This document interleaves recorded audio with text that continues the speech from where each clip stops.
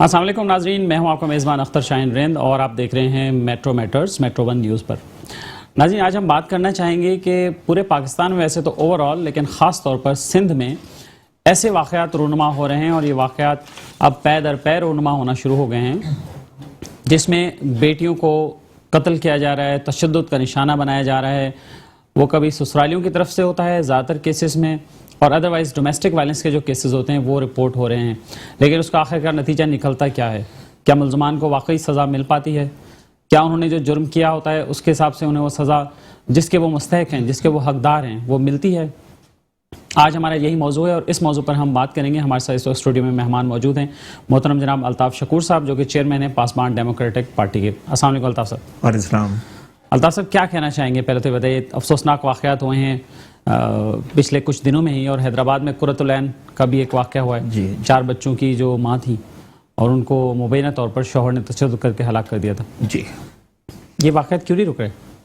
دیکھیں، ایک واقعہ ابھی منظر عام پر آیا ہے اور وہ عورت 3 بچے سمیت نواب شاہ سے زرداری کے شہر سے اغوا ہوتی ہے اور 40 دن کے بعد برآمد ہوتی ہے کراچی سے، غالباً مہران ٹاؤن سے۔ وہ بھی پاسبان کی ٹیم جاتی ہے وہاں پہ پولیس کی نفری وغیرہ لے جا کر۔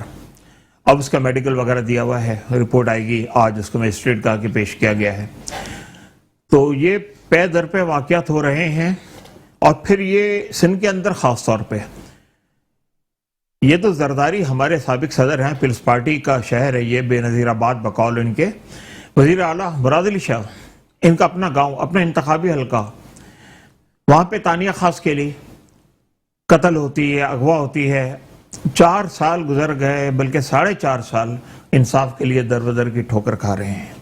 کل بھی ان کی پیشی ہے جام شیرو کورٹ میں، سیشن کورٹ میں مقدمہ چل رہا ہے۔ تو اتنا طویل مقدمہ ہوگا تو یہ غریب اور مظلوم لوگ، اور خاص طور پہ جو عورت کا میں نے ذکر کیا اغوا ہوئی تھی نواب شاہ سے 40 دن کے بعد جو آج برآمد ہوئی، اس کا تو شوہر بھی گونگا ہے، اور انتہائی غریب لوگ ہیں، تصور بھی ہم نہیں کر سکتے، اتنی غربت کے مارے یہ لوگ۔ تو یہ کہاں جائیں گے انصاف کے لیے؟ تو آپ نے اگر یہ کیس دیکھا ہے تو اس کیس کی کیا تفصیل کیا ہے؟ کیسے اغوا ہوا؟ تفصیل یہ ہے کہ خاص کے لیے گھرانے کی اس میں بھی عورت کوئی ان-لاز ملوث تھے یا نہیں، ایسا کچھ بھی نہیں ہے۔ خاص کے لیے گھرانے کی عورت ہے، 3 بچے ہیں، اور غالباً کوئی چانڈیو قبیلے کے کچھ لوگ ہیں کہ جنہوں نے اغوا کیا تھا اور کراچی لے آئے تھے، اور غلط انٹینشن سے ہم سمجھتے ہیں کہ لے آئے تھے۔ تو اب یہ سوشل میڈیا کی بلیسنگز ہیں کہ یہ چیزیں ہائی لائٹ ہوتی ہیں، ڈسکس ہوتی ہیں، میں اور آپ آج ان کیسز کو یہاں پہ لے کے بیٹھے ہوئے ہیں، ورنہ اس طرح تو کئی کیسز ہوتے ہیں۔ فار ایگزامپل میں آپ کو ایک مثال دوں، اس وقت آپ پاکستان کے کسی بھی یتیم خانے میں چلے جائیں جہاں پہ بچیاں ہوتی ہیں، آپ ایک ہائی پاور جوڈیشل کمیشن بٹھائیں، آپ، میں دعوے کے ساتھ کہتا ہوں استغفر اللہ کہ ہر یتیم خانے سے لڑکیوں کو، بچیوں کو اٹھایا جاتا ہے، سپلائی کیا جاتا ہے، بیچا جاتا ہے، جبرن شادیاں کروائی جاتی ہیں۔ اور میں میڈیا پر آپ کے چینل کے توسط سے یہ بات پوری ذمہ داری سے کہہ رہا ہوں، لاہور کے افشاں لطیف کا ایک طویل وہ ہے جدوجہد ہے، اس نے تو سارے ثبوت بھی فراہم کر دیے ہیں۔ اب مسئلہ یہ ہے، لیکن افسوس وہاں بھی کوئی کچھ نہیں ہوا۔ نہیں، بالکل نہیں، مطلب ٹھیک ہے سندھ تھوڑا سا آگے ہے، باقی صوبے بھی زیادہ پیچھے نہیں ہیں، تو وہ کب سے بیچاری ماری ماری پھر رہی ہے، لیکن اس نے تو سارے ثبوت بھی پیش کر دیے کہ ایک لڑکی کو، خوبصورت سی بچی کو اغوا کر کے، مار کے، سب کچھ کرا کر اس کو بھوکا پیاسا رکھا جاتا ہے 35 دن تک۔ اس کی رپورٹ بھی آ گئی، medical report, post mortem report, لیکن چونکہ جو ملوث ہیں لوگ وہ اس وقت کیبنٹ کے اندر اور اس وقت مختلف منسٹریل پوسٹوں پر بیٹھے ہوئے ہیں، تو کون ہاتھ ڈالے گا بتائیں ان پر؟ تو یہ انصاف آپ کی دہلیز پر یہ سب نعرے ہوتے ہیں سیاستدانوں کے، اقتدار میں آنے کے بعد یہی لوگ ملوث ہوتے ہیں، اور جب یہ خود ہی ملوث ہوں گے تو پھر غریب کو انصاف، بچیوں کو انصاف کیسے ملے گا؟ ایک عورت، ایک لڑکی منی بس کا سفر کرتے ہوئے بھی کانپتی ہے، رکشے میں بیٹھتے ہوئے بھی اسے خوف آتا ہے کہ میں اپنی منزل تک پہنچوں گی یا نہیں پہنچوں گی۔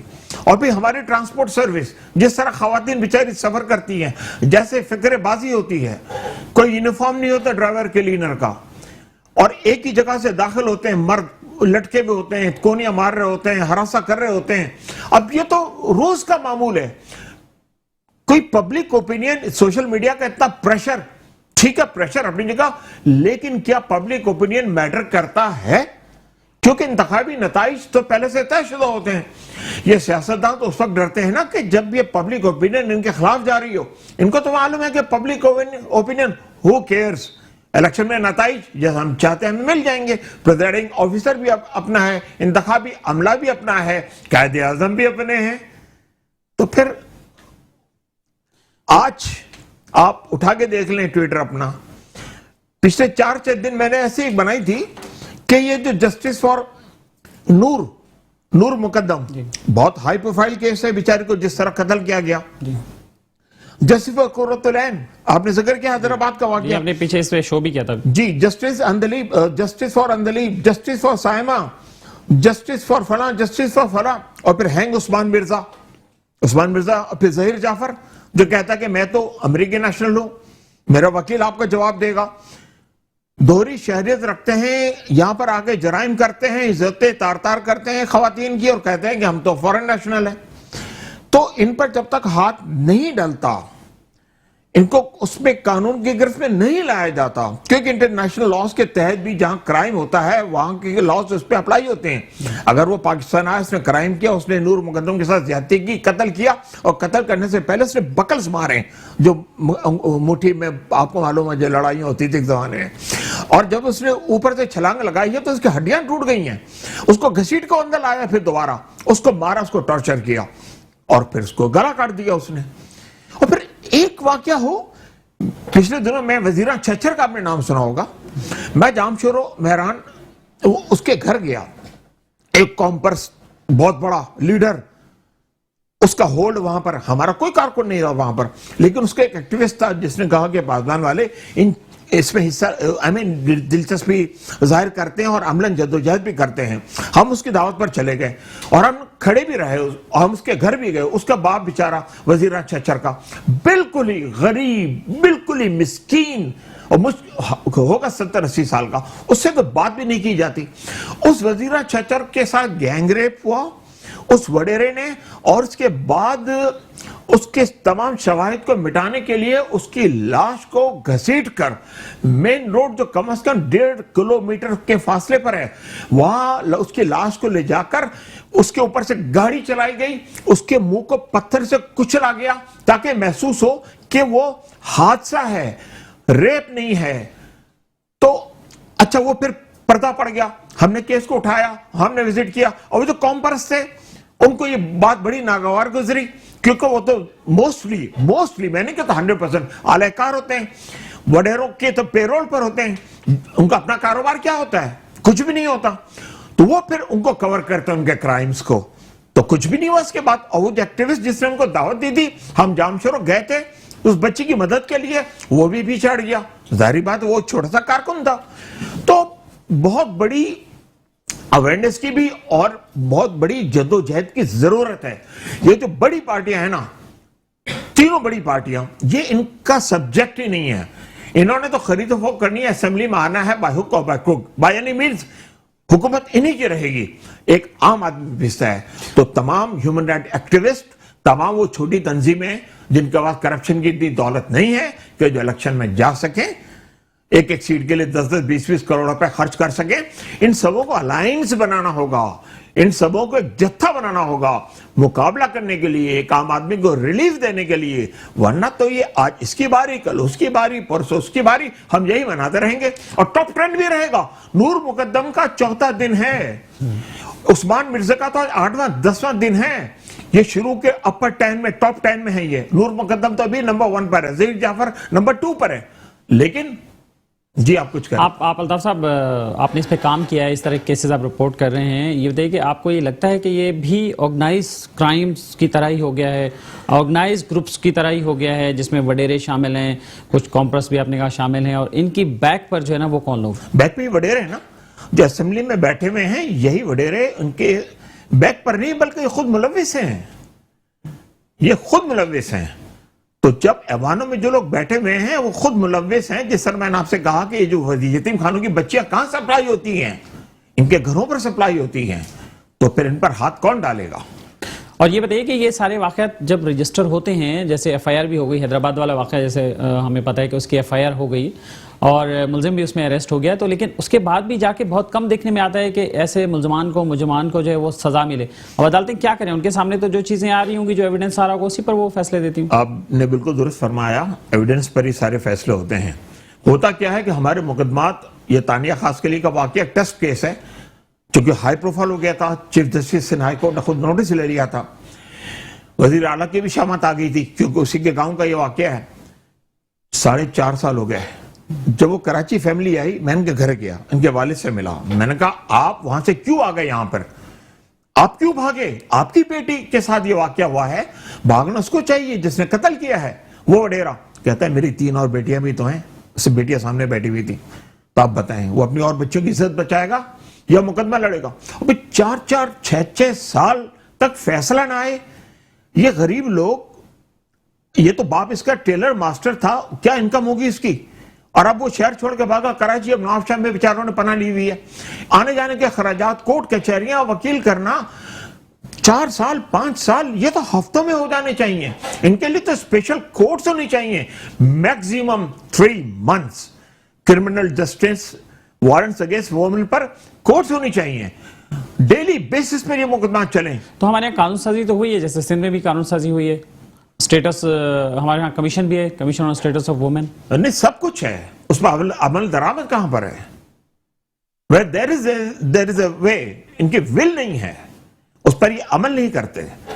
تو پھر اس کے لیے اسپیشل کورٹس بنانی ہوں گی, جو ڈے ٹو ڈے بیس پہ ماڈل کورٹس وغیرہ بنائی تھی, لیکن آٹے میں نمک کے برابر ہیں. آپ نے یہ دیکھا زیادہ تر جو وائلنس کے کیس ہوتے ہیں, ڈومیسٹک وائلنس کے, وہ شوہر کی طرف سے زیادہ تر ہوتے ہیں, یا فیملی کے انلاز, دیور یا اور جیٹھ اور اس طرح کے لوگوں پر ہوتے ہیں. میں نے خود یہ بات دیکھی ہے کہ ابھی تک قانون نافذ کرنے والے اداروں کی بھی اویئرنیس بالکل نل ہے, اس میں بالکل زیرو ہے. وہ کہتے ہیں یہ تو میاں بیوی کا مسئلہ ہے. اب ان کو اتنا شعور ہی نہیں ہے کہ ڈومیسٹک وائلنس کا جب قانون موجود ہے اور مار پیٹ ہو رہی ہے, تو وہ کہتے ہیں تو میاں بیوی کا مسئلہ ہے. ایک پولیس افسر سے میری بات ہو رہی تھی, میں نے کہا پھر میاں بیوی کا مسئلہ ہے تو کیا جب خدا نخواستہ مرڈر ہو جائے گا آپ پھر اس میں آئیں گے؟ کہہ لیں گے ہاں اگر کچھ ہو جائے گا تو پھر دیکھ لیں گے. یہ مینٹیلٹی ہے. جی بالکل, یہ تو بہت ہی کولڈ بلڈ مینٹیلٹی ہے. اور زیادہ تر جھگڑے یہیں سے شروع ہوتے ہیں نا, کہ جہیز ایسا جہیز ہونا چاہیے, ایسا جہیز ہونا چاہیے, ہمیں ہم آئے تھے فلاں موقع پر, ہمیں یہ کھانا نہیں ملا, کھانے میں نمک کم تھا, زیادہ تھا, ہمیں گاڑی چاہیے, ہمیں بنگلہ چاہیے, ہمارا جو بیٹا ہے وہ حرام خور ہے, وہ پڑا رہتا ہے, بستر پر سوتا رہتا ہے, اس کو کاروبار بھی چاہیے, اس کو بنگلہ بھی چاہیے, اس کو گاڑی بھی چاہیے, اور سب تم لڑکی بھی دو گے اور تم یہ ساری چیزیں بھی ہمیں فراہم کرو گے. تو خرابی کی جڑ تو یہاں. اور پھر ہمارا یہ جو مائنڈ سیٹ ہے نا کہ بیٹی گھر سے نکلی ہے تو لاش واپس آئے گی, یہ ختم کرنا ہوگا. کیوں لاش واپس آئے گی؟ اگر وہ وہاں پر خوش نہیں ہے, اگر اس کے ساتھ وہاں پہ زیادتی ہوتی ہے, اگر اس کو ہراساں کیا جاتا ہے, اگر اس کو ٹارچر کیا جاتا ہے, کیا اس کا حق نہیں ہے؟ کیا اپنے حق کے لیے لڑے وہ؟ ہم کہتے ہیں لاش واپس آئے گی. زندہ رہنے کا حق تو اسی بھی ہے نا. بالکل ہے اس کو. تو یہ والدین کو بھی اپنی سوچ بدلنی ہوگی. بالکل بدلنی ہوگی, بالکل پیراڈائم شفٹ کی ضرورت ہے. اور پھر سیاسی جماعتوں کو, دیگر این جی اوز کو اور سماجی تنظیموں کو اس پر کام کرنا چاہیے. یہ بہت بڑا سبجیکٹ ہے. More than half of the population ہماری خواتین پر مشتمل ہے. اس پہ تو این جی اوز بھی کافی بنی ہوئی ہیں خواتین کے حقوق پہ. اور دیکھیں این جی او خواتین کے حقوق پر بنتی ہے, ویری سوری ٹو سے that majority of them foreign funded ہوتی ہے, اور ان کے پرٹیکولر عزائم ہوتے ہیں, پرٹیکولر ایجنڈا ہوتے ہیں. وہ ہر ایشو پہ, خاص طور پہ جنرل ایشوز پہ وہ نہیں بولتے. ان کو کوئی مولوی نے کوئی حرکت کر دی, وہ نظر آئے گی, اس کو بہت ہائی لائٹ کریں گے, چونکہ کچھ ان کے لیے پرٹیکولر سیگمنٹ کو ٹارگٹ کرنے, سیگمنٹ کو ان کو ایسا ہو تو وہ بھی غلط ہے. دیکھیں obviously وہ بھی غلط ہے, بالکل غلط ہے. لیکن ہر کرائم کو پھر آپ نشاندہی کریں اور پھر اس کے پیچھے لٹ لے کے پڑ جائیں. بڑے بڑے واقعات ہو گزرتے ہیں لیکن یہ خاموش رہتے ہیں. حیدرآباد والے واقعے میں بھی بہرحال کچھ این جی اوز تھی وہاں پہ, انہوں نے ایکٹیولی رول پلے کیا, مظاہرے ہوئے قرۃ العین کے لیے, ان کی جسٹس کے لیے. یہ بتائیے کہ ہمارا انفرادی بھی کوئی رول بنتا ہے, کوئی سوسائٹی کے طور پر بھی کوئی کردار بنتا ہے؟ اداروں کی طرف تو ہم مطلب دیکھتے ہی رہتے ہیں, ظاہر لا انفورسمنٹ ان کے پاس ہے, پاور وہاں ہے, امپلیمنٹیشن وہاں ہے, لیکن انڈیویجولی بھی جیسے گھر کے افراد ہوتے ہیں, اہل خانہ ہوتے ہیں، سسرالی ہوتے ہیں، اس میں بھی سب لوگ ایک جیسے یا سب لوگ ظالم تو نہیں ہوتے ہوں گے یقینی طور پر، لیکن شاید وہ ہمت نہیں کرتے اس کو روکنے کے لیے. ہاں یہ غلط بات ہے. انسان جہاں بھی کوئی چیز غلط دیکھے اپنی بیٹی سمجھے. اگر آپ کی بہو ہے، آپ کے گھر آئی ہے، آپ کا بیٹا اس پہ ظلم کرتا ہے، آپ آنکھیں بند کر کے نہ رکھیں. وہ ایک امانت ہے آپ کے گھر. آپ اگر اس کے ساتھ اس کی ساس ظلم کرتی ہے، یعنی کہ آپ کی بیوی ظلم کرتی ہے، وہ ناخوش ہے آپ کی بہو، تو آپ اس کو ٹوکیں، آپ اس کی اصلاح کریں، آپ ان کے رحم و کرم پر نہ چھوڑ دیں. ہر آدمی اگر اپنا حصے کا کردار ادا کرے گا تو آدھے سے زیادہ مسائل تو ویسے بھی حل ہو جائیں گے. لیکن ہم چونکہ وہ ناراض نہ ہو جائے، اس کو برا نہ لگ جائے، ہم آنکھیں دوسری طرف کر لیتے ہیں. یا وہ تو ہمارا بیٹا ہے تو ذرا سپورٹ اسی کو ہی کرنی ہے، چاہے وہ جی بالکل ظالم کیوں نہ ہو. ظالم کیوں نہ ہو. نہیں سر. تو یہ ویسے اوورآل ابھی کچھ عرصے میں مطلب میرے تو یہ دیکھنے میں آ رہا ہے کہ واقعی لوگ جو ہے وہ حق اور سچ کی بات کرنے سے بڑا گھبراتے ہیں، اور اس میں یہ چیزیں بڑے آڑے آتی ہیں. رشتہ داری، دوستی، یہ سارے معاملات جو ہے اس کے بیچ جی ہاں، برادری آ گئی، کہیں پہ تعلقات آ گئے، کہیں پہ اسٹیٹس آ گیا، کہیں کچھ آ گیا، کہیں کچھ آ گیا. تو یہ بہت بڑی تانیہ خاص کے لیے کیس کے حوالے سے آپ نے بات کی، تو ابھی کیا اپڈیٹ ہے؟ ہم نے اس پہ پروگرام بھی کیے تھے. دیکھیں اس کی اپڈیٹ یہ ہے کہ وہ کیس چونکہ یہ T20 ہونا چاہیے، اس کو تو فوراً رزلٹ آنا چاہیے. یہ تو ون ڈے بھی نہیں ہے، تو ٹیسٹ میچ کی ایک سیریز ہوتا ہے، فیصلہ آ کے ہی نہیں دیتا. تو وہ بیچارے تھک جاتے ہیں، وکیل بک جاتے ہیں. نہیں بک جاتے تو انٹرسٹ نہیں لیتے، کیونکہ اس طرح کے جو واقعات ہوتے ہیں تو ان کے جو وکیل ہوتے ہیں پرو بونو کرتے ہیں، مطلب کم پیسے لیتے ہیں، براہ راست فیس لیتے ہیں. پیسہ ہی نہیں تو کہاں سے دیں گے بیچارے؟ یا کوئی NGO ہاتھ پکڑ لے، کچھ نہ کچھ دے دے. تو پھر وہ کیا ہوا کہ وہ جو ان پہ جو لمبا ہوتا ہے تو وکیلوں کی دلچسپی بھی شاید کم اس پہ جو دہشت گردی کی دفعات تھی تو 2 اس میں ضمانت ہو گئے. جب 2 ضمانت ہو گئے تو کیس تو ویسے ہی کمزور ہو گیا. اب ایک جو مین کلپریٹ ہے وہ ابھی بھی اندر، اس نے ہائی کورٹ کے اندر دوبارہ رجوع کیا ہے کہ مجھے ضمانت دی جائے.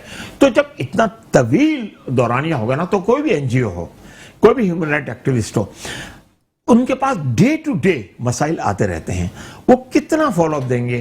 آج نور ہے، کل قرۃ العین ہے، پھر سائمہ ہے، پھر تانیہ ہے، پھر وزیرہ چچر ہے. ڈاکٹر عافیہ کا کیس آپ کو معلوم ہی ہے، 18 سال ہو گئے.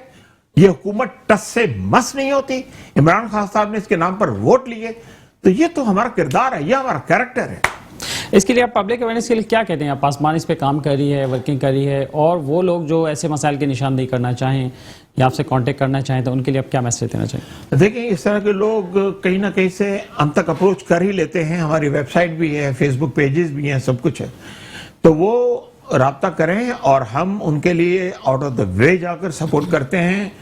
مطلب خدا کو حاضر ناظر جان کر سیاست میں آنے کا مقصد بھی ہمارا یہی ہے. پاسبان کا ورنہ پہلے میں پریشر گروپ تھے، پریشر گروپ کی حیثیت سے ہم سمجھ رہے تھے ان کو بڑا کردار پلے نہیں کر سکتے، اس لیے مجبوراً سیاست میں آئے تاکہ ہماری آواز کی ایک ایکو ہو، اکراس دا بورڈ میسج جائے. تو اس طرح کے کیسز کو ہم ٹاپ پریورٹی دیتے ہیں. ہم دل و جان سے خود وزٹ کرتے پرسنلی. میں بھی تانیہ خاص کے لیے والدہ سے ملا تھا. ابھی میرے کو خاص اور مطلب ہمارے تمام جو بھی ذمہ داران ہیں وہ اس طرح کے کیسز کو پرسنلی دیکھتے ہیں، ان کے گھر پہ جا کر دیکھتے ہیں. چلیے بہت شکریہ آپ کا. الطاف شکر صاحب ہمارے ساتھ موجود رہے. بہت بہت شکریہ. اس موضوع پر آپ نے گفتگو کی ہے. ناظرین آپ نے گفتگو سنی. ہم نے بات کی کہ ڈومیسٹک وائلنس کے جو کیسز ہیں وہ کس طرح سے بڑھ رہے ہیں اور اس کی روک تھام کے لیے ہمیں خود کو کیا کردار ادا کرنا چاہیے اور جو لا انفورسمنٹ کے ادارے ہیں انہیں کیا کردار ادا کرنا چاہیے. خدارا ان کی تو تربیت بہتر ہونی چاہیے اور وہ یہ کب تک سمجھتے رہیں گے کہ یہ تو میاں بیوی کا مسئلہ ہے، خود ہی نمٹ لیں گے، گھر پہ ہی حل ہو جائے گا. پھر یہ نوبت چھوٹے چھوٹے جھگڑوں کو جب پولیس بھی خود ہم نے دیکھا ہے کہ اس بات کا نوٹس نہیں لیتی کہ اگر گھر میں مار پیٹ ہو گئی ہے، ٹارچر ہو گیا ہے، برے طریقے سے اس پہ ٹارچر کے نشانات بھی ہیں، تب بھی وہی چھوڑتے ہیں کہ خود ہی آپ دیکھ لیں، فیصلہ کر لیں. تو آخر میں یہ بڑھتے بڑھتے کیا ہوتا ہے؟ پھر وہی قتل کی صورت میں نتیجہ نکلتا ہے اور ایک انسان سے اس کی جان جو ہے وہ چھین لی جاتی ہے. ناظرین اس کے ساتھ ہی ہم یہاں لیں گے ایک بریک اور بریک کے بعد دوبارہ حاضر ہوتے ہیں.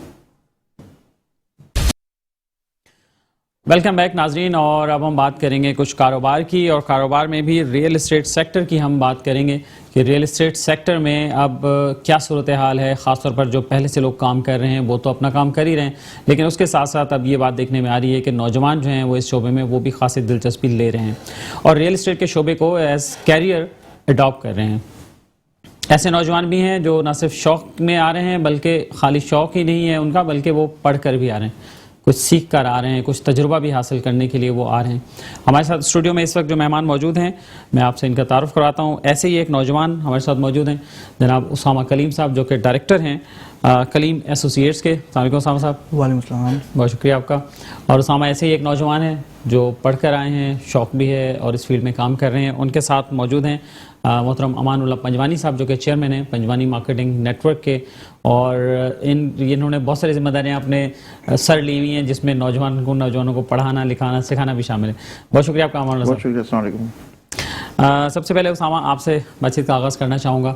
پہلے تو اپنے بارے میں بتائیے کہ آپ نے کیا کیا ہے, کیا سیکھا ہے, کیا پڑھا ہے, اور کب سے اس فیلڈ میں کام شروع کیا؟ بیسکلی 2018 میں میں نے یہ فیملی بزنس تھا جوائن کیا تھا, اور جس وقت میں نے جوائن کیا مجھے ہوا کہ اس میں مجھے ایجوکیشن لینی چاہیے. پھر میری ملاقات امان اللہ پنجوانی سے ہوئی, جو کہ پنجوانی انسٹیٹیوٹ کے نام سے بھی جانے جاتے ہیں. تو یہاں سے میں نے پہلے سرٹیفکیٹ کورس کیا تھا ریئل اسٹیٹ مینجمنٹ میں, اور پھر میں نے ڈپلومہ کورس کیا. تو ان کورسز کی وجہ سے جو میرے اندر سیلف کانفیڈنس بلڈ ہوا, اور بہت ساری ایسی چیزیں ہیں جو کہ آپ کو نہیں پتہ ہوتی, جو ڈیورنگ دا کورس مجھے سمجھ میں آئیں اور پتہ چلا, تو اس سے کافی فائدہ مجھے ہوا. اور ان کورسز کے اندر آپ کو ایسی ایسی جگہوں پہ ہائی لائٹ کرایا جاتا ہے جو کہ کرنٹ آپ کے کراچی میں دیکھا جائے تو وہ چیزیں نہیں پتہ ہوتی بہت سارے لوگوں کو, اور تبھی وہ فراڈ کا شکار ہو جاتے ہیں.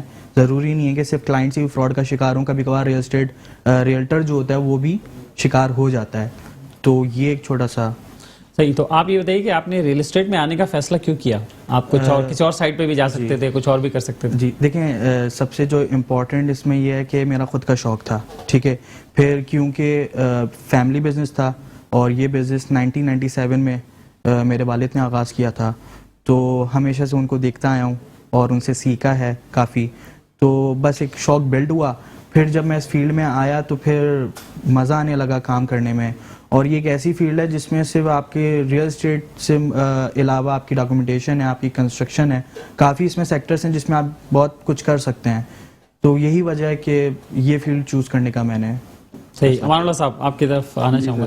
یہ بتائیے کہ کیا صورتحال ہے, اب ٹرینڈ کس طرف جا رہا ہے؟ نوجوان خاصی طرف میں دلچسپی لے رہے ہیں اس میں؟ آپ کے پاس کورسز جو آپ کراتے ہیں اس میں کیا؟ بھائی میں آپ کو ڈیفینیٹلی شیئر کروں گا کہ اس بزنس کے اندر ریئل اسٹیٹ اینڈ کنسٹرکشن میں اتنا پوٹینشیل ہے کہ میں تو اکثر ہی کہتا ہوں کہ پاکستان کا فیوچر جو ہے وہ یہی ہے. گو کہ یہ اس کے اندر بہت ساری آبجیکشنیبل چیزیں ہیں. بلیک منی جو ہے یہاں انویسٹ ہوتی ہے بہت بڑی تعداد میں, جس کو کسی حد تک حکومت کے اقدامات کی وجہ سے جو ہے وہ کافی اس پہ وہ مطلب جسے بلیک منی اب نہیں کہتے, وہ انڈاکومنٹڈ, اب ڈاکومنٹڈ ہو رہی ہے. وہ انڈاکومنٹڈ منی کہتے ہیں, انڈاکومنٹ منی کہہ سکتے ہیں آپ, اگر ہمارے عام طور پر لینگویج استعمال ہوتی ہے. اینی وے بہرحال بہت پوٹینشیل ہے, اور خاص طور پر اس وقت نوجوان طبقہ, اور جیسے ابھی آپ نے دیکھا کلیم نے بتایا کہ فیملی آلریڈی فیملی بزنس ہے, 35 سال سے اس کے ان کے فادر کام کر رہے ہیں. انہوں نے ضرورت محسوس کی کہ یہ آئیں اور پراپر جو ہے اس کی ایجوکیشن لیں. تو میں یہی نوجوانوں سے کہوں گا کہ بہت زیادہ پوٹینشیل ہے اس بزنس میں. 3 سے 6 مہینے کی ٹریننگ کے بعد آپ کو امیر ہونے سے کوئی نہیں روک سکتا. اچھا, یہ شیور ہے یہ الحمدللہ. صحیح. لیکن اگر وہ گائیڈ لائن کے مطابق اگر وہ کام کرتے ہیں ہمارے جو ان کورسز کے اندر پڑھائی جاتی ہے, تو وہ 3 سال کے اندر فائنینشلی بالکل کیپیبل ہو جائیں گے. اچھا, یہ دعویٰ ہے میرا. دیکھ لیں, یہ آپ کا دعویٰ ہے جو کہ میڈیا میں ویسی کریشز ہے آج کل, اور بہت سارے میڈیا والے فارغ ہیں. سر بھائی میڈیا کے بہت سے لوگ آلریڈی انگیج ہیں ہمارے اس کام کے اندر, آ رہے ہیں, کورس کر رہے ہیں اور پریکٹیکل کام کر بھی رہے ہیں. آپ نے 3 سال کی بات ہے, 3 سال کوئی بڑا عرصہ نہیں ہے. چلو 2-2.5 سال, جہاں ویسے اتنا سفر کر رہے ہیں لوگ, بالکل, تو 2-2.5 سال اور لگا کے آ سکتے ہیں. میڈیا پرسن کے لیے تو ہم نے خاص آفر بھی رکھی ہے یہ. اچھا, صحیح. وہ آفر ڈسکاؤنٹڈ والی ہے. جی صحیح. تو اسامہ یہ بتائیے کہ کیا پروجیکٹس آپ کے پاس ہیں, اب تک آپ نے کیا پروجیکٹس کیے ہیں, کیا چیزیں ڈیلیور کی ہیں, وہ ہمارے ساتھ شیئر. جی دیکھیں, جب میں اس بزنس میں آیا تھا تب تک کچھ اس ٹائپ کا نہیں سوچا تھا, لیکن جب میں نے کورسز وغیرہ کیے تو پھر ایک ارادہ بنا. تو میں نے سب سے پہلے چھوٹے پروجیکٹس کیے تھے ایکسپیرینس گین کرنے کے لیے. بحریہ ٹاؤن کراچی کے اندر ریزیڈینشیل پروجیکٹس کیے تھے 125 اسکوائر یارڈس کے. اس میں میں کافی جب دلچسپی لی اور وہاں مجھے پتہ چلا کہ کیا کیا معاملات ہو سکتے ہیں, اس کے بعد پھر ہمت کر کے میں نے لبرٹی کمرشل پہ لبرٹی انکلیو فیس 1 کے نام سے پہلا اپنا پروجیکٹ لانچ کیا, جس کی الحمدللہ بکنگ بھی اچھی خاصی ہو چکی ہے, اور ساتھ ہی ساتھ جو ہے اس کی کنسٹرکشن بھی شروع ہو چکی ہے. پھر اسی کے ساتھ چلتے چلتے میں نے پھر دوسرے پروجیکٹ کا آغاز کیا لبرٹی انکلیو فیز 2 کے نام سے، جس کی ابھی مارکیٹنگ میں نے جو ہے امان اللہ پنجوانی صاحب کو دی وہ ہے. بھی وہیں ہے بحریہ ٹاؤن میں؟ جی وہ بھی بحریہ ٹاؤن کراچی میں ہے، اور اس کی ابھی مارکیٹنگ انیشیل سٹیج پہ شروع ہوئی ہے، اور ان قریب جو ہے اس کی بھی کنسٹرکشن شروع ہو جائے گی. تو یہ میرے 2 پروجیکٹ ہیں جو بحریہ ٹاؤن کراچی کے اندر اس وقت موجود ہیں. اس کے علاوہ بھی شہر سے باہر بھی آپ کام کر رہے ہیں، بحریہ ٹاؤن سے باہر؟ بحریہ ٹاؤن کے علاوہ اگر آپ اسکیم 33 جو کراچی کا سب سے بڑا اسکیم کہلائی جاتی ہے، اس کے اندر سادی ٹاؤن سادی گارڈن کے حوالے سے جو ہے کام اچھا خاصا کیا ہے. سادی گارڈن کے اندر بھی ایک کمرشل کے اوپر پروجیکٹ چھوٹا سا لانچ کیا ہے، جس پہ ابھی فی الحال تو گراؤنڈ فلور پہ تو اپنا ہیڈ آفس میں نے بنایا ہے، اب آہستہ آہستہ جو ہے اوپر کا بھی میں شروع کر رہا ہوں، تو وہاں بھی ایک چھوٹا سا کمرشل پروجیکٹ کر رہا ہوں. اور اس کے علاوہ اگر دیکھا جائے تو میری 15-16 لوگوں کی ٹیم ہے جو کہ گلستان جوہر، اسکیم 33 اور بحریہ ٹاؤن کراچی کے اندر میرے آفسوں میں موجود ہے. اور الحمدللہ ہماری جو ایکسپرٹیز ہیں وہ گلستان جوہر، اسکیم 33 کے حوالے سے سادی ٹاؤن سادی گارڈن، اصفہان ٹاؤن اور بحریہ ٹاؤن کراچی کے حوالے سے جو ہے. اور اس کے علاوہ ہم لوگ ڈاکومنٹیشن میں کافی پراپرٹی ڈاکومنٹیشن کے حوالے سے کافی اچھے اسکیل کے اوپر کام کرتے ہیں، جو کہ ہمارے آفس سے کیا جاتا ہے، اور پراپر لیگل ڈاکومنٹیشن پہ ہمارا سارا رجحان ہوتا ہے. اچھا رائٹ. آپ کو پرسنلی آپ نے جب سے کمان سنبھالی ہے تو کتنا ٹائم ہوا ہے آپ کو؟ مجھے آلموسٹ 5 سال ہونے والے ہیں، اگر آپ ویسے کریں تو 4.5 سال، اور آلموسٹ اب سمجھیں 5 سال کی ڈیوریشن میں آنے والا ہوں. تو کیا فرق لگا آپ کو اسکیم 33 میں کام کرنے کا یا شہر کے دیگر علاقوں میں کام کرنے کا اور بحریہ ٹاؤن میں کام کرنے کا؟ تجربہ کیسا رہا آپ کا؟ دیکھیں اسکیم 33 کے اندر جب میں کام کر رہا تھا اور پھر جب میں نے بحریہ میں کام کیا ہے، فرق جو ہے وہ انفراسٹرکچر. ٹھیک ہے، کوئی بھی ملک کی بھی اگر آپ بات کریں، جب اس کی کامیابی اس کے انفراسٹرکچر سے ہوتی ہے. بحریہ ٹاؤن کراچی بیسیکلی ایک ایسی جگہ ہے جہاں کا جو انفراسٹرکچر ہے وہ نو ڈاؤٹ بہت ایکسلنٹ ہے. میرے کافی کلائنٹس ہیں جو کہ اوورسیز ہیں، صرف پاکستان میں، پاکستان سے باہر جتنا میرا اوورسی کلائنٹ ہے، وہ جب بھی ادھر آتے ہیں وزٹ کرنے تو they are shocked every time they came here. وہ کہتے ہیں کہ یار یہ ایک نئی چیز ان کو دیکھنے کو ملتی ہے. اور ڈیفینیٹلی بحریہ ٹاؤن کراچی کے جو انجینئرس ہیں یا جو بھی وہاں کے معاملات ہیں وہ اپر لیول کے ہیں، انٹرنیشنل لیول کے ہیں. تو یہ ایک میجر ڈفرینس ہے جو کہ میں بحریہ ٹاؤن کراچی اور ریمیننگ جو اسکیمز جو سوسائٹیز کراچی کے اندر ہیں. تو ایک چھوٹا سا میسج ہے کہ جو بھی نئے بلڈرز ڈیولپرس آ رہے ہیں جو سوسائٹیز لانچ کر رہے ہیں، اگر ان کو تھوڑا دیکھنا چاہیے، اور اگر وہ اس طریقے کی چیز باقی بھی امپلیمنٹ کریں تو آئی ڈونٹ تھنک کہ اوورسی کلائنٹ جو ہے اٹریکٹ نہ کرے. آپ کا بھی کوئی فیوچر میں ایسا پلان ہے کوئی سوسائٹی وغیرہ لانچ کرنے کا یا اس طرح سے چھوٹے چھوٹے پروجیکٹس انڈیویجولی جیسے؟ نہیں، یہ جو میں نے پروجیکٹ کیے ہیں جیسے میں نے آپ کو مینشن کیا لبرٹی کے نام سے، تو اس کے بعد میرا بہت مطلب ذہن ہے، مائنڈ بنا ہوا ہے کہ اپنی خود کی سوسائٹی لانچ کرنے کا. سر امان اللہ نے بھی کافی انکریج کیا ہے کہ تم اس طرف آؤ. جیسے دیکھا جائے تو میرے والد کے علاوہ اگر کوئی دوسرا میں سمجھتا ہوں جو میرا مینٹور ہے، جس کو میں سمجھتا ہوں کہ اس نے میرے کچھ کیا ہے، امان اللہ پنجوانی ہے. انہوں نے کافی مجھے سپورٹ کیا ہے، کافی کچھ سکھایا ہے. تو ان دونوں کی وجہ سے الحمدللہ جو بھی کر رہا ہوں. تو ڈیفینیٹلی ارادہ ہے کہ ایک ایسی اسکیم، ایک ایسی سوسائٹی لاؤں جو کہ مڈل کلاس، جو لوور کلاس ہے اس کو بھی، کیونکہ دیکھیں ہر بندہ اپر کلاس میں جا رہا ہوتا ہے، تو کوشش یہی ہوگی کہ ویسے لوگوں کو چھت فراہم کرنا تو یہ تو ایک بہت بڑا نیکی کا کام ہے، پوری کوشش ہے. تو وہ پیسے تو دیتا ہی دیتا ہے، لیکن اگر آپ اچھا ڈیلیور کریں گے تو آپ کو دعائیں بھی دے گا، ساتھ میں دعائیں بھی دیتے ہیں. اور دیکھیں میں نے یہی دیکھا ہے کہ اگر آپ ایک اچھے طریقے سے کام کریں، دیکھیں ریئل اسٹیٹ سیکٹر کو لوگ اچھا نہیں سمجھتے، اس میں بہت فراڈ ہوتے ہیں، بہت کچھ ہوتا ہے. تو اگر اس میں کوئی اچھے لوگ آئیں اور ڈیلیور کریں آنیسٹی سے، لائلٹی دکھائیں اپنے کلائنٹ سے، کسٹمر سے، تو آپ کا نام بھی مارکیٹ میں ایک اچھے لیول پہ، ایک اسکیل پہ آ جاتا ہے. صحیح. امان اللہ پنجوانی صاحب، آپ کیا سمجھتے ہیں کہ ریئل اسٹیٹ سیکٹر کو اپنا امیج بہتر کرنے میں یا اپنا امیج بحال کرنے میں پبلک کے اندر کیا مزید کرنا چاہیے؟ ایجوکیشن لینی چاہیے پراپر. اس وقت 90% لوگ ایسے اس فیلڈ کے اندر کام کر رہے ہیں جو پراپر ایجوکیٹ نہیں ہیں اس حوالے سے ڈاکومنٹیشن، اسی لیے چیٹنگ، فراڈ، دھوکہ اس کا شکار ہو جاتے ہیں. میں پچھلے دنوں سینٹرل جیل کا ایک وزٹ کیا تھا، تو وہاں ایک بیرک کے اندر 125 کی بیرک ہوتی ہے، اس میں 85 کے قریب لوگ جو ہے نا ریئل اسٹیٹ ایجنٹ تھے. اچھا. اور بالکل حقیقت ہے، اور اب شاید تعداد بڑھ گئی ہوگی. اچھا. تو میں نے کچھ لوگوں سے پوچھا کہ بھئی کیا ہوا، تو وہ ڈاکومنٹیشن میں फेल हुए थे और उनके इन्वेस्टर्स ने उनको अंदर करवाया था, FIR कटवाई थी। अच्छा, तो वो बेसिकली एक बहुत अलार्मिंग सी सिचुएशन है कि अभी जैसे उसामा ने कहा कि इसके अंदर चीटिंग, फ्रॉड, धोखा बहुत है। तो इस धोखे, फ्रॉड, चीटिंग से एक तो इसका हल है RERA, real estate regulatory authority, अगर पाकिस्तान में पूरे फॉर्म हो जाए। इस्लामाबाद में तो अभी अनाउंस हो गई है और वो फॉर्म हो गई है। पूरी दुनिया में एक सिंगल वन विंडो अथॉरिटी होती है जो लैंड के मैटर्स को देखती है। हमारे यहाँ कराची शहर में 14 के करीब लैंड गिविंग अथॉरिटीज हैं, हर के अपने अपने बायलॉज हैं। हर बंदा कंफ्यूज हो जाता है कि मैं कहाँ जाऊँ, क्या करूँ। तो एक तो इसका सोल्यूशन ये है कि रेरा अगर पाकिस्तान में डेवलप हो जाए, और मुझे इस हुकूमत से बड़ी उम्मीद है इमरान खान साहब से तो कि इस पर इम्प्लीमेंट हो जाएगा, क्योंकि और लोगों के बड़े सियासी मफादात हैं और हुकूमतें आई हैं उस पर। मैं 2007 से इस पर काम कर रहा हूँ रेरा पर, मगर कहीं से भी कोई पॉजिटिव रिस्पांस नहीं मिला। इस हुकूमत ने बहुत पॉजिटिव रिस्पांस दिया है मुझे पर्सनल लेवल पर भी। तो एक तो इसका सोल्यूशन ये है कि इमेज इस तरह बिल्ड हो सकती है, पूरी दुनिया में हो रहा है ये। दूसरा ये कि प्रॉपर एजुकेशन लेकर इस फील्ड के अंदर आएँ लोग, ताकि जो है ना वो सही डिलीवर कर सकें। अब ये मिसालें आपके सामने देखें, अब इनकी एज देखें, और ये फैमिली बिजनेस है, इनको जरूरत नहीं थी ये कोर्स करने का, इन्होंने इनिशिएटिव लिया, किया। आज इस बच्चे का कॉन्फिडेंस लेवल देखें, ये खुद एक मैनेज कर रहे हैं 2 प्रोजेक्ट्स को। तो मैं ये कहता हूँ कि इस वक्त जो स्कैरसिटी है, जो किल्लत है हाउसिंग की, कराची में ही देख लें, पाकिस्तान में देख लें, इसको कमी जो है ना ये प्राइवेट सेक्टर ही कर सकता है।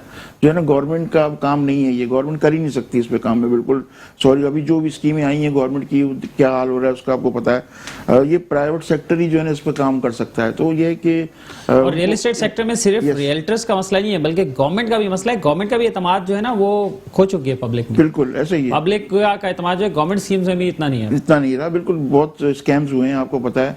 63 टाउन तीसरी बार लॉन्च हुआ है और फिर भी डिलीवर नहीं हुआ। तो ऐसी बहुत सारी मिसालें हैं। तो प्राइवेट बिल्डर ही एक ऐसा है शोबा जो डिलीवर कर रहा है इस वक्त। जो कराची में जो आप देख रहे हैं इस वक्त तरक्की, वो प्राइवेट लोग ही हैं, मेरे आप हम जैसे लोग। तो ये है कि मार्केटिंग कंपनी बनाने का मकसद भी यही था कि हम एक लो क्लास तबके को जो अफोर्ड नहीं कर सकता उसको अफोर्डेबिलिटी के अंदर लेकर आए, ऐसे प्रोजेक्ट्स लेकर आए। तो ये भी एक जो इनका प्रोजेक्ट है ये भी बड़ी हैरत अंगेज प्राइसेस के ऊपर है। बहरिया में दूसरे जो बिल्डर्स हैं उनके कम्पिटिटिव मुताबिक उनके रेट काफ़ी कम है, और इन्होंने प्रिंसिपली एग्री भी किया कि हम देना चाह रहे हैं, डिलीवर करना चाह रहे हैं। और यही वजह है कि फेज़ 1 इनका फ़ौरन बुक हो गया और फेज़ 2 भी इंशाल्लाह बहुत जल्दी इसकी बुकिंग हो जाएगी। तो ये कि ये चीज़ें हैं जिससे इमेज बेहतर की जा सकती है। उसामा साहब की तरफ आऊँगा। ये बताएं उसामा, आप भी माशाल्लाह यू आर यंग मैन और गवर्नमेंट के इकदाम भी आप देख रहे हैं, खासतौर पर रियल एस्टेट सेक्टर में। इमरान खान ने सबसे पहले वज़ीर-ए-आज़म ने रियल एस्टेट सेक्टर को ही ओपन किया था कोविड के बाद। तो इससे तो उनका जो विल है वो एक नज़र आती है कि वो इस सेक्टर को प्रमोट करना चाहते हैं और बहुत सारे ऐसे इकदाम भी किए जा रहे हैं। आप क्या समझते हैं कि जो हो रहा है इस वक्त वो ठीक हो रहा है, उससे कैसी उम्मीद है आपको? देखें, इमरान खान साहब ने डेफिनेटली एक इनिशिएटिव लिया था रियल एस्टेट के हवाले से, जो कि स्पेशली कंस्ट्रक्शन के डिपार्टमेंट के हवाले से काफ़ी लिया था कि जितना भी पैसा आएगा कंस्ट्रक्शन डिपार्टमेंट के हवाले से कंस्ट्रक्शन करवाने में तो उस पर पूछताछ नहीं होगी। तो इजीली लोगों ने फॉरवर्ड किया था।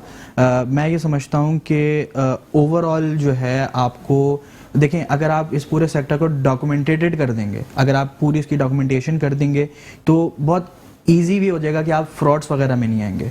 ठीक है, तो गवर्नमेंट की तरफ से, इमरान खान साहब की तरफ से काफ़ी उम्मीद है कि वो रियल एस्टेट सेक्टर को बेहतर से बेहतर करेंगे, क्योंकि देखें रियल एस्टेट जो ये इंडस्ट्री है कहीं नहीं जानी, इसने ये रहना है। आप अगर आज से 25-50 साल पीछे चले जाएं तो जो लैंड की कॉस्ट थी और आज जो करंट जो कॉस्ट है बहुत बड़ा फ़र्क है। ठीक है, और एज इट इज़ ही अगर आप अगले 25 या 50 साल पे चले जाएं तो डेफिनेटली इंक्रीजमेंट होगा। और ये ऐसी चीज़ है कि आप कुछ भी कर लें, आप रोबोट्स बना लें, आप बड़े से बड़े काम कर जाएं, आपको एट द एंड घर आना होता है। तो ये जो घर के लिए ये रियल घर आके भी सुकून वाली जगह ना मिले, डेफिनेटली तो वो काफ़ी परेशानी होती है। इसके अलावा देखिए, सिर्फ घर की बात नहीं होती। आप कोई बिजनेस स्टार्ट करते हैं, आपको एक इंडस्ट्री सेट करने के लिए, अपनी एक सेट करने के लिए आपको जो है एक जगह, एक लैंड चाहिए होती है। तो वो कमर्शियल लैंड, वो भी मतलब कहने का मकसद ये है कि रियल एस्टेट एक ऐसा सेक्टर है जो बहुत इंपॉर्टेंट सेक्टर है। तो मैं ये समझता हूँ कि गवर्नमेंट की तरफ से इस पर कुछ और बेहतरी आनी चाहिए, उनको थोड़ा इस मैटर को और देखना चाहिए। ये बताइए, बहुत सारे प्रोजेक्ट्स हमने देखे हैं कि वैसे वो बने हुए थोड़ा ही टाइम उन्हें हुआ होता है, लेकिन उसमें सीपेज चोरी होती है, वो प्लास्टर गिर रहा होता है, सरिया नज़र आ रहा होता है उसमें, और तब बारीक बारीक सा दिखने में लगता है, वैसे टेक्निकली तो हो सकता है उसमें कोई वजह हो। और बहुत सारी बिल्डिंग्स कराची में गिरी भी हैं, आपने देखा होगा। बिल्कुल, कि बारिशों में बिल्डिंगें गिरती हैं। उसके अलावा भी मतलब लगातार अभी माजी में तो लगातार हर हफ्ते में 1-2 बिल्डिंगें गिर रही थी ओल्ड एरियाज में, इस तरफ की चीज़ों में। तो कंस्ट्रक्शन में ख़ासतौर पर जो उसके मटेरियल का इस्तेमाल है वो कितना इंपॉर्टेंट है, और क्या एज अ बिल्डर या एज डेवलपर जैसे आप भी काम करें तो क्या उससे भी डेवलपर जो है वो पैसा बचाना चाहता है कि उसमें कम लगाए या क्वालिटी कंप्रोमाइज़ करके? लोगों को ये तो जानों से खेलने के मुतरादिफ होता है। बिल्कुल आपकी बात सही है। देखिए दरअसल जो चोर बिल्डर है जो कि 2 नंबरी को ज़्यादा तरजीह देता है पैसा कमाने के लिए, तो डेफिनेटली वो करता यही है कि इनिशियल स्टेज पे आपके जो प्रोजेक्ट है उससे पहले बेसिकली स्ट्रक्चर ड्राइंग्स बनती हैं, ठीक है। वो जो उनका इंजीनियर होता है वो उसको कहा जाता है कि यार इसके अंदर जो सरिये की जो आपने रिपोर्ट बनानी है वो कम से कम बनानी है, ठीक है। एक 250 गज का कमर्शियल है या 500 गज का कमर्शियल या 1000 गज का कमर्शियल है, तो वो उसकी सॉइल टेस्टिंग की बुनियाद पे वो ड्राइंग बनती है, ठीक है। वो उनको एक्स्ट्रा पेमेंट करके उनको रिपोर्ट उनसे गलत बनवा देते हैं। फिर जिस वक्त वो शुरू करते हैं प्रोजेक्ट, तो डेफिनेटली आपका Ground+8 का प्रोजेक्ट है, अब उसमें जितना सरिया डलना चाहिए आप उसका 50% या 60% डाल रहे हैं, तो डेफिनेटली वो कोलैप्स करेगी, ठीक है। फिर होता ये है कि आपके मैं थोड़ा सा ऐड करूंगा इसमें, सॉरी इंटरप्ट कर रहा हूं अख्तर भाई। असल में बात ये है, और जब बिल्डिंग बन जाती है तो हमें तो नहीं पता उसके अंदर क्या आपने लगाया। नहीं बिल्कुल, जब एक दफा हो गया कौम जो है ना एक करप्ट कौम है, ये तय है, ये बात तस्लीम कर लेनी चाहिए, तस्लीम कर लेनी चाहिए। जहां हमें मौका मिलेगा हम वहां करप्शन करेंगे, बेईमान करेंगे, चीटिंग करेंगे, जब तक के कंट्रोल अथॉरिटीज जो है ना वो अपना रोल अदा नहीं करेंगी। अब इसमें अहम रोल एसबीसीए का है, अगर हम उसकी बात करें अथॉरिटीज का अहम रोल है, वरना हम बैरून मुल्क जाके तो हम भी सीधे हो जाते हैं पाकिस्तानी, बिल्कुल सीधे लाइन में खड़े होते हैं, क्यू में जाते हैं, हर चीज को फॉलो। नई नई बिल्डिंगें टेढ़ी हो रही हैं, उनकी कुछ चीजें उस पर इस्तेमाल नहीं हो रही, गिर रही हैं, टेढ़ी हो रही हैं। मतलब ये क्या है, मतलब इंसानी जान की तो कोई अहमियत है ही नहीं ना। तो एक बात तय है कि बहसीत हम करप्ट लोग हैं। तो अब इसमें कुछ लोग अगर अच्छा काम कर रहे हैं, जैसे मैं अगर आप जो भी बात कहें, आप बहरहाल में बहरिया टाउन की एक मिसाल दूंगा आपको कि उसने एक इंफ्रास्ट्रक्चर दिया इस कौम को, जो भी वॉट एवर मसले मसाइल हों लोगों के इनके साथ, मगर उन्होंने एक दिया है, एक मॉडल दिया है इस मुल्क को, कराची में, पिंडी में, लाहौर में, ठीक है ना। आप देख लें कोई चीज़ ऐसी वो नहीं है। तो ये कि आना चाहिए लोगों को, इनिशिएट करना चाहिए, इसमें पोटेंशियल बहुत ज़्यादा है। मैं अक्सर बहुत से प्लेटफॉर्म पे बात कहता हूँ कि भाई रियल एस्टेट और कंस्ट्रक्शन इंडस्ट्री में पाकिस्तान में बहुत ज़्यादा स्कोप है। मैं इसकी एक छोटी सी मिसाल आपको दूंगा कि अगर पूरी दुनिया में अगर आप गोल्ड का रेवेन्यू जो जनरेशन होती है, ट्रांजेक्शन होती है गोल्ड में, वो $7 बिलियन होती है, और पूरी दुनिया में रियल एस्टेट में जो होती है $285 बिलियन होती है। 7 बिलियन, हालांकि गोल्ड हर घर की जरूरत है। हाँ। तो इससे आप इसका स्कोप का अंदाजा लगाएं। पाकिस्तान के फिगर भी हैं, अब इतना वक्त नहीं है, नहीं तो मैं आपको वो भी बताता। तो यह है कि इतना पोटेंशियल है इस बिजनेस के अंदर, अगर इसको ऑनेस्टी से भी किया जाए तब भी मिलियनर बन सकते हैं विदिन 3 इयर्स, अगर आपने हमारे यहाँ से कोर्स किया हुआ है तो। अब ये मिसाल है ना, यंग अभी 3-4 साल इनको हुए, इनका कॉन्फिडेंस लेवल देखें। तो बात ये है, ये आप कोर्स को इतना प्रमोट कर रहे हैं, लग रहा है आप मुझे तो नहीं बुलाना चाह रहे हैं। अरे मोस्ट वेलकम, आप बहुत से सीनियर लोग इस वक्त कर भी रहे हैं, मतलब काफी एक्टर जो है ना कर भी चुके हैं और कंस्ट्रक्शन का साइड में बिजनेस कर रहे हैं। तो बहरहाल ये कि इसमें पोटेंशियल है। मैं तो कौम से ये कहूंगा, बच्चों से, कि भाई ये तुम MBA और BBA के चक्कर में अपनी जिंदगी को बर्बाद नहीं करो। आप ये शॉर्ट कोर्स करो और प्रैक्टिकल लाइफ में अडॉप्ट करो चीजों को। आप विदिन 3 मंथ्स 3 इयर्स जो है ना वो कैपेबल हो जाएंगे, फाइनेंशियली बिल्कुल इक्विप हो जाएंगे। आज के इस मौजू पर, इस टॉपिक के हवाले से क्लोजिंग रिमार्क्स क्या होंगे आपके, क्लोजिंग बात? मैं वही फिर बात दोबारा करूंगा कि नौजवान को आना चाहिए इस फील्ड के अंदर, और जो ख़ास तौर पर जो यंग जनरेशन जो अपना वक्त ज़ाया कर रही है, मैं वक्त ज़ाया की बात करता हूँ MBA वालों को, कि MBA करते हैं, मास्टर्स करते हैं, PhD करते हैं, बाद में MBA जो है ना बच्चा 20-25 हज़ार की नौकरी ढूंढ रहा होता है, खपत नहीं होती, ठीक है ही नहीं कोई जॉब, इसको नहीं। कोविड का ज़माना है, लेकिन कोविड के बावजूद भी रियल एस्टेट सेक्टर ग्रो कर रहा है, इससे पूरी दुनिया में ग्रो कर रहा है। ये एक बहुत हैरत अंगेज बात है। इससे मैं क्या ज्यादा आगे आपको रिमार्क्स दूं कि कितना पोटेंशियल है इस बिजनेस में। बहुत शुक्रिया आपका। उसामा, आप क्या फाइनल वर्ड्स आपके क्या होंगे? देखें, यूथ के लिए, जो मेरे जैसे यंग लड़के हैं, उनके लिए बस यही मैसेज है मेरा कि अपने इस टाइम को यूटिलाइज करें, ठीक है। अगर आप शौकीन है पढ़ने के, आपको जॉब करनी है, कंपनीज वगैरह में जाना है, तो definitely you can go for it.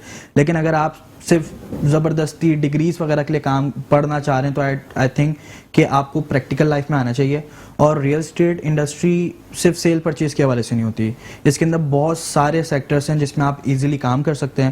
Aman Ullah صاحب کی بات بالکل ٹھیک ہے کہ اس میں ایجوکیشن بہت امپورٹنٹ ہے, ٹھیک ہے, کمپلسری امپورٹنٹ ہے. جو اس فیلڈ میں آنا چاہتا ہے وہ ان فراڈ سے بچتا ہے, ان معاملات سے بچتا ہے.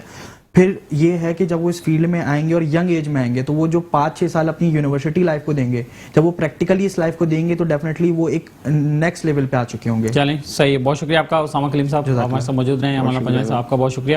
اور ناظرین, آپ نے گفتگو سنی ہمارے مہمانوں کی اور ریئل اسٹیٹ سیکٹر کے حوالے سے ہم بات کر رہے تھے. اگر آپ بھی کسی موضوع کی طرف نشاندہی کرنا چاہتے ہیں اور ہماری توجہ دلانا چاہتے ہیں تو ہمارا رابطے کا نمبر ہے 0300 364 2759. اپنا خیال رکھیے گا. اللہ حافظ.